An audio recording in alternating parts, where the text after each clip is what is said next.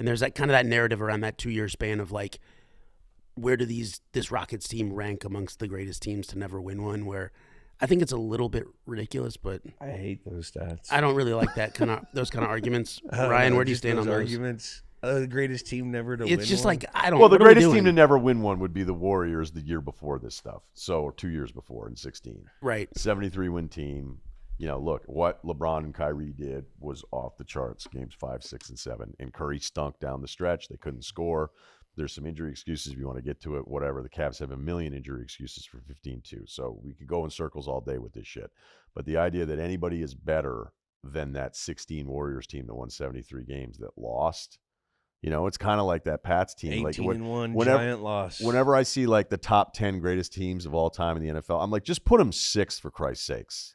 You know, but you're just you're not allowed to. But that team, the weird thing about that team is like, I felt like offensively the first half of the season, it was just horrifying how good it was. And then it was like the league felt like it caught up a little bit, but that was just me watching. Tape. You get the tape. Yeah. The first 4 weeks are always see what wrinkles they implicated in the offseason, what their emphasis is.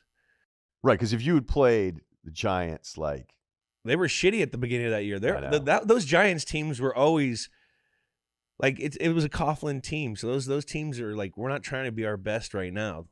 You know, that whole Parcells thing, we're trying to play our best football at the end of the season. And those, I mean, I lost to them in 11. They lost in 07 that year. But like, they were never the hot team. Like, I think Coughlin was on the seat both of those years. Both of those years, those teams were pretty average. I mean, especially the 08 one. The D lines, though, there, were always, they built their teams.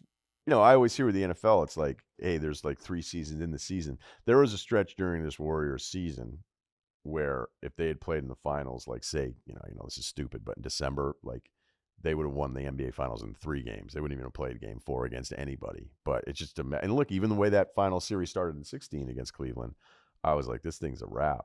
And, you know, you could get to the Draymond part of it and everything. But yes, there's a lot of like Houston. You shouldn't be arguing, no, we were the best team that lost, because eventually I would just be like, hey, dude, cool. You win. You win that one.